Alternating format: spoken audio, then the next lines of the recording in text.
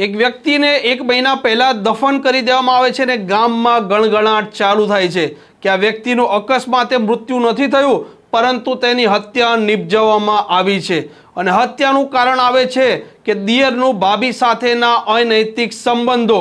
ગ્રામજનો પહોંચે છે પોલીસ અધિક્ષકની કચેરીએ અને ત્યારબાદ તપાસનો ધમધમાટ ચાલુ થાય છે અને અકસ્માતમાં જે વ્યક્તિને ખપાવી દેવામાં આવ્યો હતો તેની હત્યા થઈ છે તેવું ખુલે છે।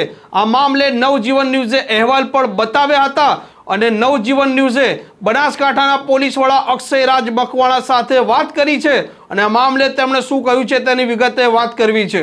વૈષ્ણવજન તો તેને કહીએ જે પીડ પરાઈ જાનાને રે।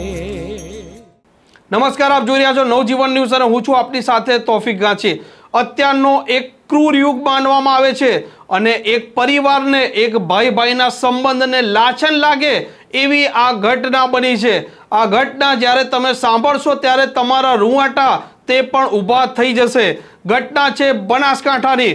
બનાસકાંઠામાં 1 મહિના પહેલા ખેતરમાં કામ કરી રહેલા બંને ભાઈઓ હતા, તેમાંથી એક ભાઈનું અકસ્માત થાય છે તેવું નાનો ભાઈ કહે છે અને ત્યારબાદ તેની જે મૃતકની બોડી ઘરે લાવે છે અને મુસ્લિમ પરિવારથી તે હોવાથી તેમના પરંપરા મુજબ રીત રિવાજથી આ બોડીને દફન કરવામાં આવે છે।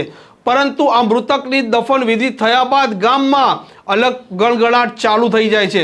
ગણગણાટ થાય છે કે જે નાનો ભાઈ હતો જેનું નામ છે અલ્તાફ નાંદોલિયા અને જે મૃતક હતા જેમનું નામ છે નિઝામુદ્દીન નાંદોલિયા, તેમની પત્ની સાથે અનૈતિક સંબંધો હતા અને તેના કારણે ઘરમાં સતત કંકાસ ચાલતો રહેતો હતો। તેથી અલ્તાફ નાંદોલિયા છે તે તેમના સાથે કામ કરી રહેલા જે 2 મજૂરો છે તેમને સાથે મળી આ નિઝામુદ્દીન નાંદોલિયા જે તેમના મોટા ભાઈ હતા તેમની હત્યા કરવાનો પ્લાન બનાવે છે।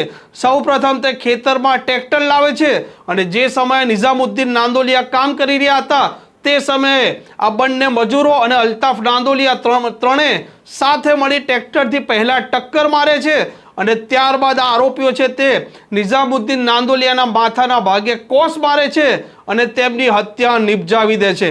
પરંતુ ગ્રામજનોને અને કોઈને ખબર ન પડે તેવી રીતે આ સિફતપૂર્વક 3 લોકો જે મૃતક હતા તેમને ઘરે લાવે છે અને જણાવે છે કે તેમનો અકસ્માત થયો છે અને હવે તેમની દફન વિધિ કરી દેવાની છે।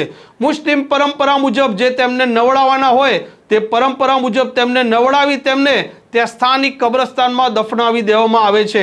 પરંતુ ગામમાં અને તેમના પરિવારજનમાં જે ગણગણાટ ચાલુ થયો હતો તે પોલીસ વડાની કચેરી સુધી પહોંચે છે અને તેમના સાથે જોડાય છે વડગામના ધારાસભ્ય જિગ્નેશ મેવાણી। આ સમગ્ર ઘટના પોલીસ વડા અક્ષય મકવાણા સાંભળે છે અને ત્યારબાદ તે તપાસના આદેશ આપે છે અને રહસ્ય ખુલે છે કે નિઝામુદ્દીન નાંદોલિયાનું અકસ્માતે મૃત્યુ નહીં પરંતુ તેમની હત્યા થઈ છે। આ સમગ્ર ઘટનાને લઈને પોલીસ વડા અક્ષયરાજ મકવાણાએ શું કહ્યું છે તે આપ સાંભળો।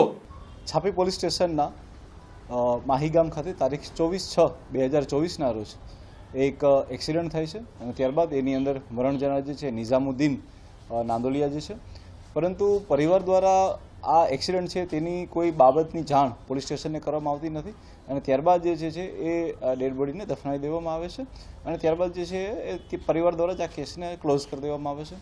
પરંતુ આ બાબતની જાણ જે છે એ ધીરે ધીરે પોલીસને જાણ થતાં અને ગ્રામજનોએ બી આવી અને રજૂઆત કરતા તારીખ 20/7/2024ના રોજ છાપી પોલીસ સ્ટેશન દ્વારા એડી આની અંદર દાખલ કરવામાં આવે છે અને ત્યારબાદ એક્ઝિક્યુટિવ મેજિસ્ટ્રેટની હાજરીમાં જે જગ્યાએ દફનવિધિ થઈ હોય છે ત્યાં એ ડેડ બોડીને કાઢવામાં આવે છે અને ત્યારબાદ બોડીનું એક FSL PM કરાવવામાં આવે છે અને FSL PMમાં જે પુરાવો મળી આવે છે તેના આધારે પોલીસ દ્વારા જે છે આની અંદર મર્ડર દાખલ કરવામાં આવે છે।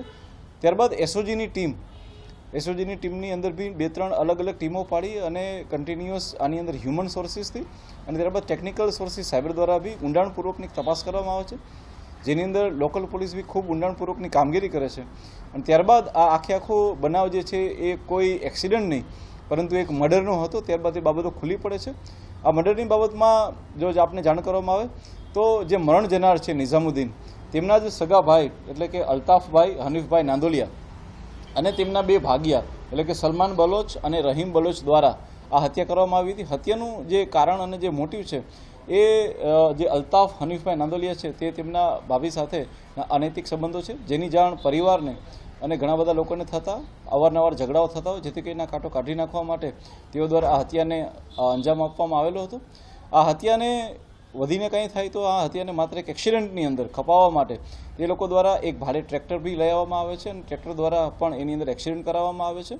પરંતુ પોલીસ દ્વારા સમગ્ર ઘટનાની તપાસની અંદર ઘણા બધા સાયોગિક પુરાવાઓ, તમામ સીસીટીવીના ફૂટેજો, તમામ લોકોની હાજરીઓ તથા જે અમે FSL પોસ્ટમોર્ટમ કરાવેલું છે તેનો રિપોર્ટ અને ત્યારબાદ બીજા બધા પુરાવાઓને લઈ અને પોલીસે ખૂબ મજબૂત રીતે આની તપાસ કરી અને હાલની અંદર તમામ ત્રણે આરોપીને પકડી પાડવામાં આવ્યા છે અને તેના માટેના જે બી અમારા લોકોને FSLમાં બીજા પુરાવા મોકલવાના છે તેની બી કાર્યવાહી હાલમાં ચાલુ છે. હાલ આ પોલીસે 3 આરોપીઓની ધરપકડ કરી દીધી છે અને પોલીસ તે દિશામાં તપાસ કરી રહી છે કે જે સમયે નિઝામુદ્દીન નાંદોલિયાને ઘરે લાયા તે સમયે મુસ્લિમ પરંપરા મુજબ જે મૃતક હતા તેમને નવડાવવાની એક પદ્ધતિ હોય છે.